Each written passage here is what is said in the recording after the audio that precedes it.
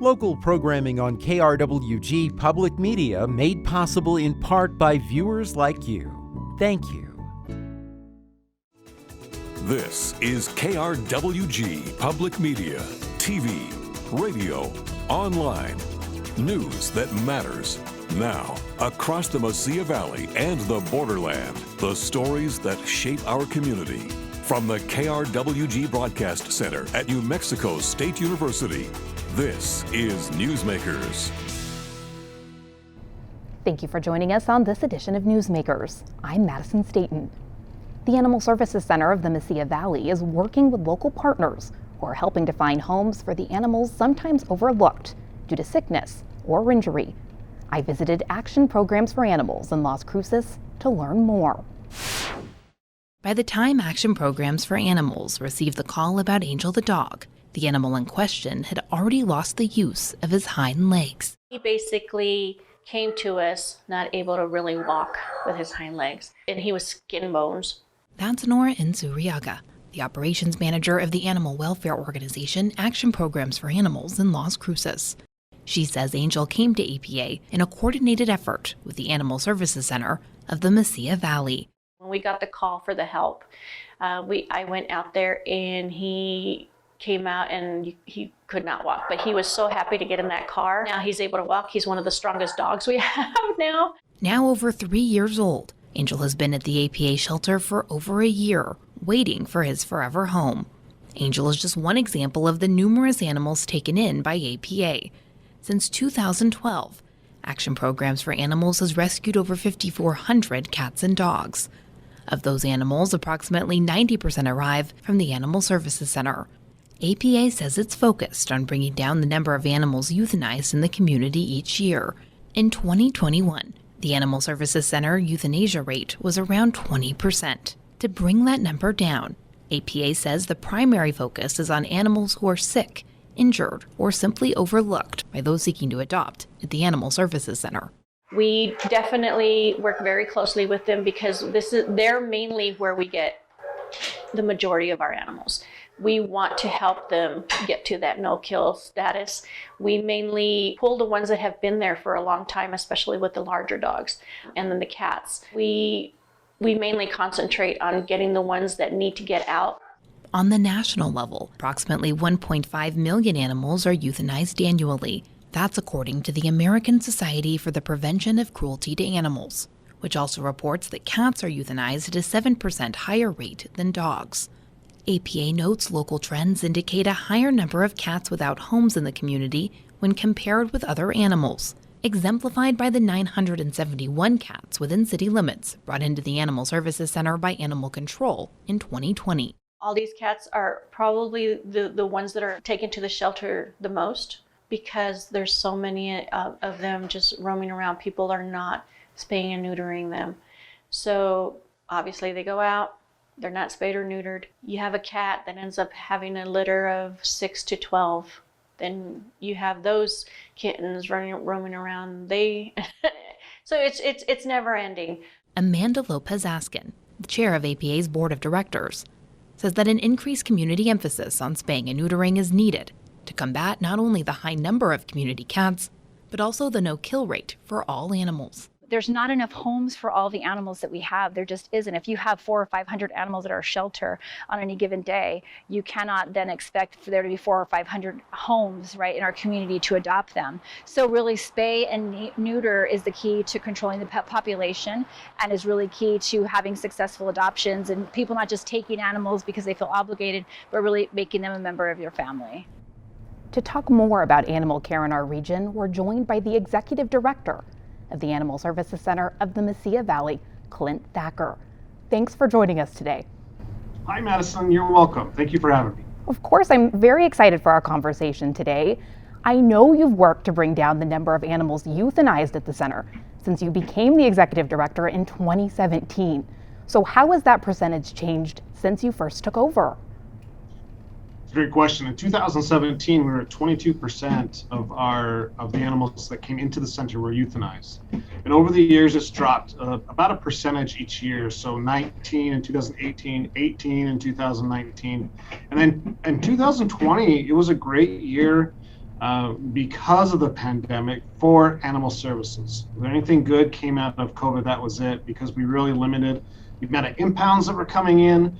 Only the sick, injured, aggressive, the ones that really had to come, were coming in. So our euthanasia rate dropped to 16%. And we were excited to see that. Unfortunately, in 2021, we continued to do just like we were doing in the other years, and it looks like we're going to be around 20% of our euthanasia numbers. So we still have room to grow on that. So talk to me about the relationship between the center and outside partners. What role do they play in keeping that percentage down? The rescues that are locally and also outside, they're an integral portion or part of the ASCMV and how we get to save animals' lives, especially places like Action Program for Animals. They take animals usually that are injured, ones that are sick, have internal injuries, and even some seniors that they take as well. And these are animals that would most likely be euthanized, because you have to remember, we always have animals coming in and we always have animals leaving. So we have to make those room. And unfortunately, those cases are usually some of the first ones to be selected for euthanasia. So we're grateful that they are there, Action Program for Animals, and help us out. So what steps can we take to get that number down? You know, that's a really good question. Some of the steps to do is, you're going to hear me throughout us talking, is spay and neutering. You've got to spay and neuter your animals. We need to get that number down. And that's the big way if the public starts doing some responsible pet ownership, keeping animals inside and keeping them contained, and also sterilizing your pets. So how many animals would you estimate find homes outside of southern New Mexico? We've really been able to tap that resource.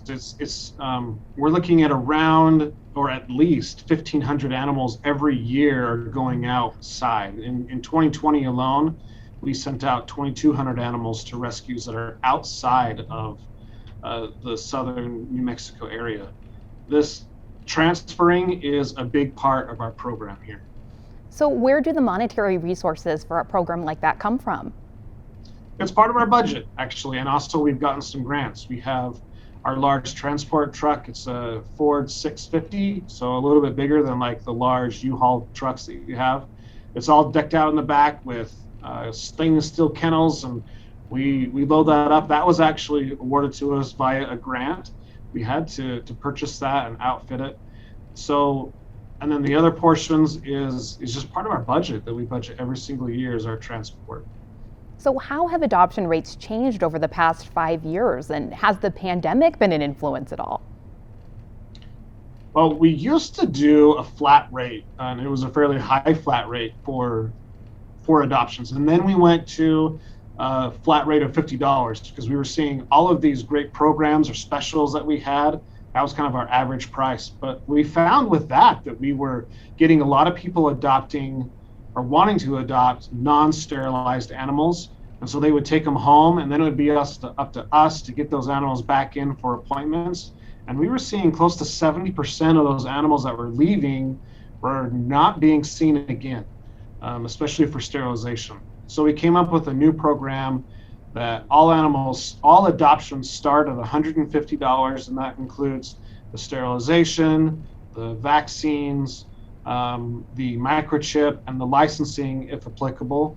And then you go through a discount program. So if the animal's already sterilized, then you get a $75 discount. And if the animal's been here longer than 30 days, then you get another $25 discount. So your appointment or your adoption could still be as low as $50, or it could be anywhere in those middles with those discounts. But more importantly, it moves those people or those adoptions to look at already sterilized and long-term pets, because they would be less money. And what about pandemic influences? What trends have you seen? Again, the pandemic has been good for us by the animals coming in.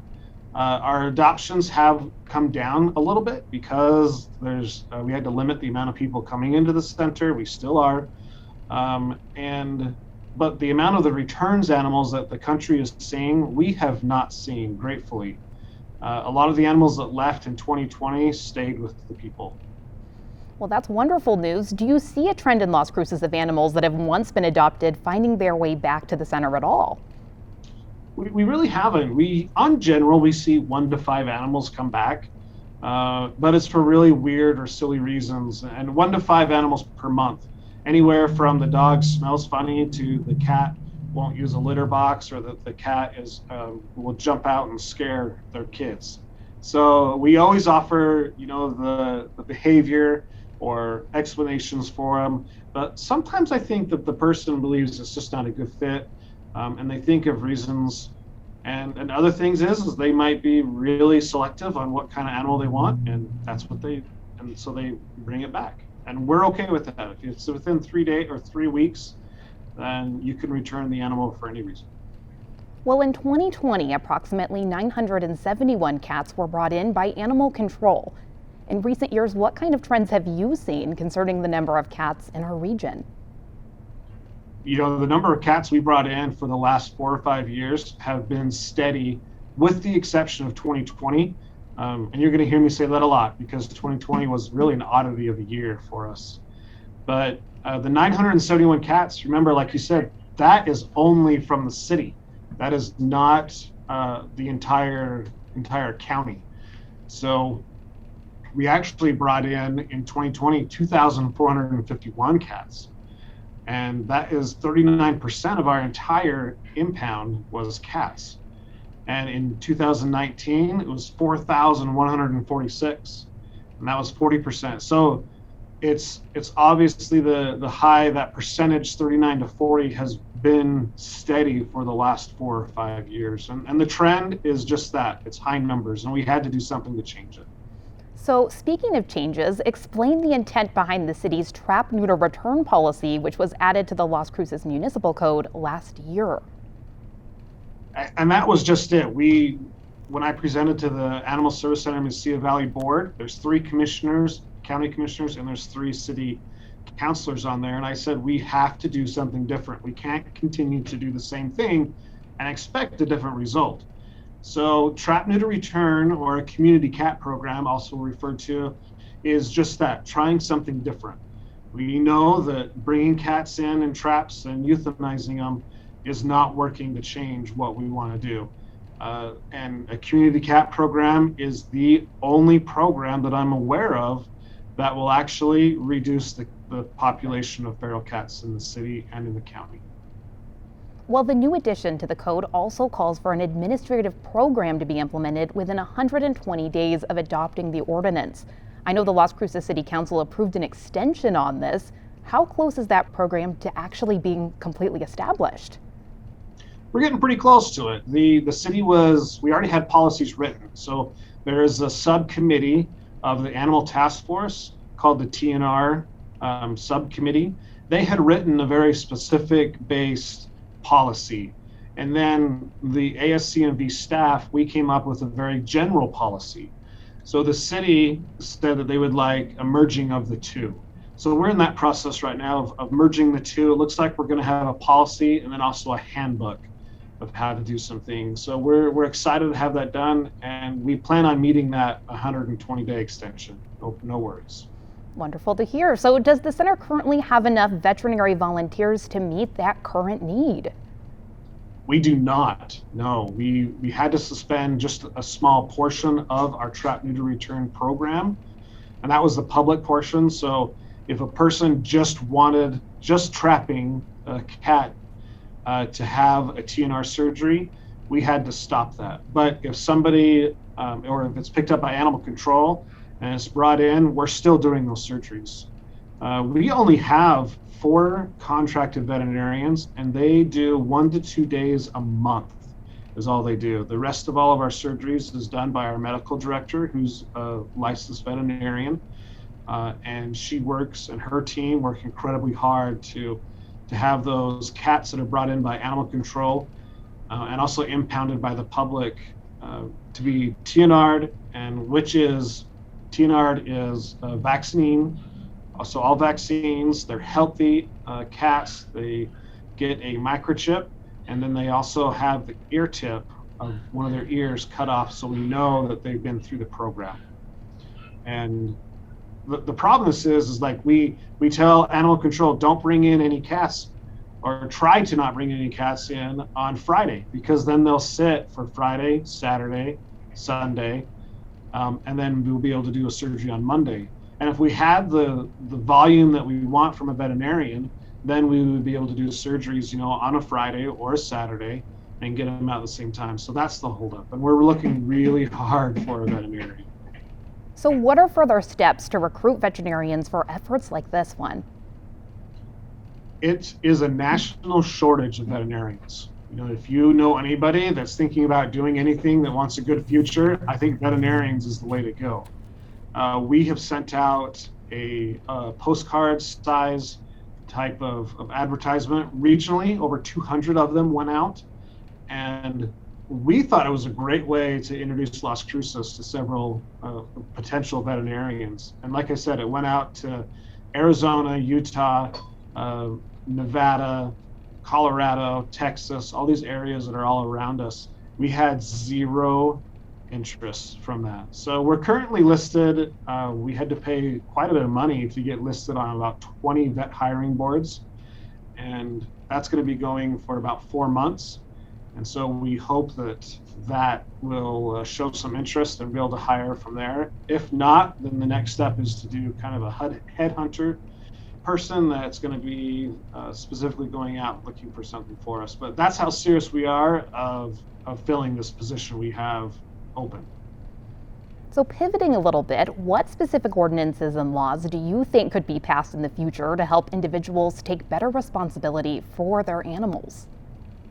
There's 3 that I'd really like to see focused on, and some of them are kind of out there, but one of them is I would love to see a mandatory sterilization in place. If your cat or dog comes into the center, they are going to get sterilized. There's no if, and, or buts. With responsible pet ownership, those precautions should be taken to come in. Now, the other side of that is we can't pass a law like that without having the availability of doing it, or else the law would ultimately fail miserably. And that's where we currently are, is if we require the 10,000 animals that come into the ASCMV every year to get sterilized, there's no way we'd be able to make that. So the availability of veterinarians or surgeries have to be there before we can pass some kind of law like that.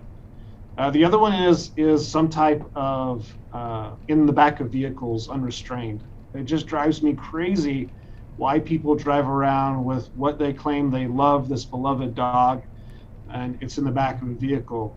So the state currently has like a loose cargo law, but I would like to see a lot more specific of involving animals. The problem with that is our animal control officers don't have the authority to pull somebody over. So they're at the mercy of a police officer that could do that, or follow the individual until they stop and talk to them that way. And then the last one I'd like to see is some type of anti-tethering law. And again, this is hard to enforce.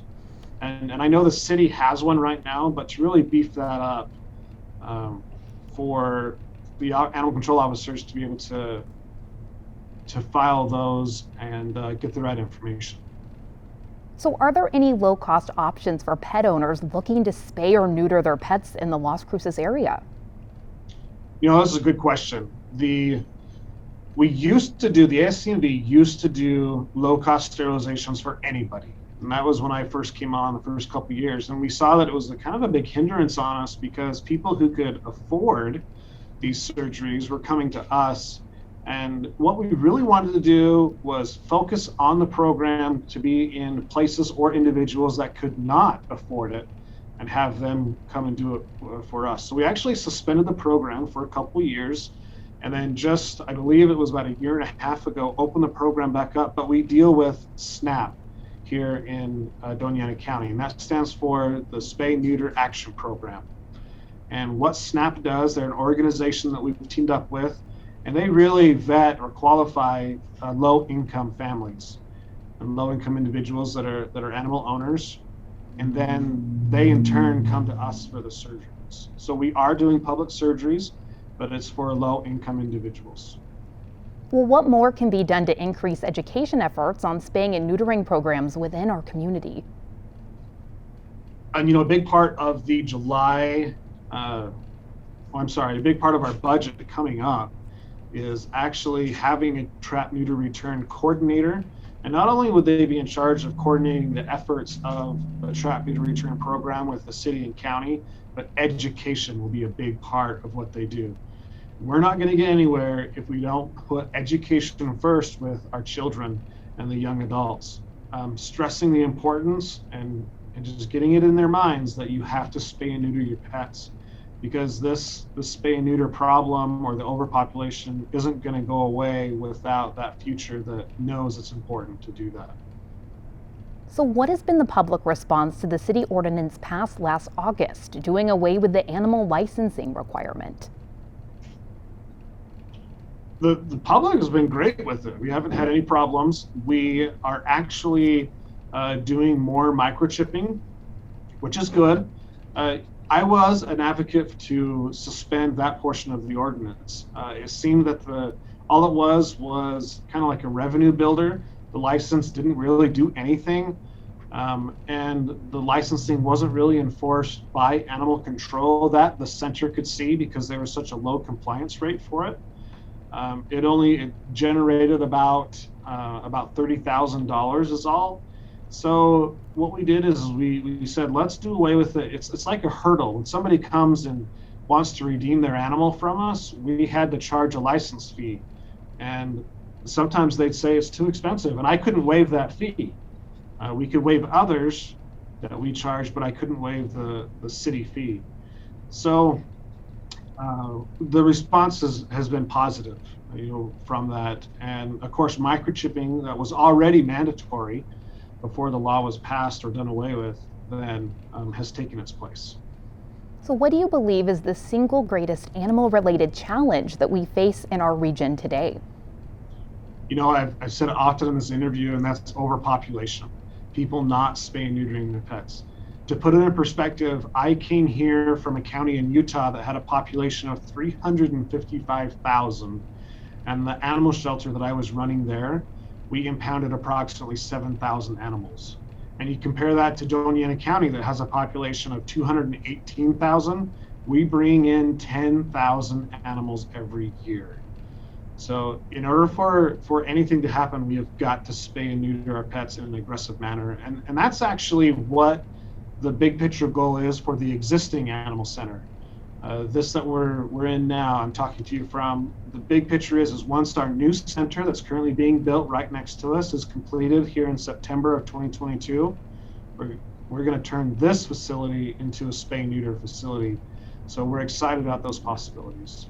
Well, are there additional resources you believe the center could benefit from having? That money is always the magic, isn't it? Funding is what we need. I mentioned the big picture for us, and the funding is going to be central in it. We need money to renovate. We need money to bring in supplies. We need money to bring in another veterinarian. That support from the city and the county, since I've been here, has been there, and we appreciate their support. But once we get identifying certain places that need, like education and human resources, these areas that we need help with and that need support, we need to hire people for. We're going to be operating a new center, so I need more money to operate 2 buildings, and I need staff to clean cages in both places. So there's increase in all of it, including the city recently went to higher insurance or a better insurance, and so we need to pay for that as well. So funding is the key for it. We have the dream, we have the drive. We just need that funding. So in your mind, what are the key takeaways for our audience today? I really think there's 4 key takeaways. First of all, again, spay and neuter your pet. Don't delay. Call your veterinarian. Call a local vet. Talk to them about the pros and cons of sterilizing your animal, and then get on the schedule so you can get that done and help us solve this problem. Another one is support the ASCMV. We've made a lot of changes. So I think the changes would be beneficial for those people to find out what they are and then talk to us about it and support us when people talk. Join our foster and our volunteer teams. These are 2 great programs that we have. I think also you need to contact your city officials and speak with them about the ASCMV and tell them you support the funding that we need to do what we need to do. And overall, the very last thing I want everybody to know is my coworkers, we love animals. And I know sometimes it may not feel that way when you're here picking up your pet and it costs some money to get that out, to get that pet out, but we really do. And we're here because of that. Well, can you share with us quickly the contact information for those looking to contact the center? Absolutely. You can contact us at 575-382-0018. Again, 575-382-0018. Or you can reach us online at www.ascmv.org. That's our website. We're also on Facebook. And Facebook is the Animal Service Center Mesilla Valley. And there, actually on Facebook, we do a lot of communication with the public, and you can see our daily stats of everything we deal with on a daily basis. Well, thank you so much for joining us today. Thank you so much for having me. I appreciate it. Well, that's our time for now. Join us this week on KRWG Radio. Every weekday, it's Morning Edition 5 to 9, Fresh Air at 11, followed by Here and Now, noon to 2, and All Things Considered 4 to 7. KRWG News is always online at krwg.org, and we'd love to hear from you. Email us with story ideas and video submissions. The address is feedback@nmsu.edu. For all of us at KRWG News, I'm Madison Staten. Have a great week. We'll see you next time on Newsmakers.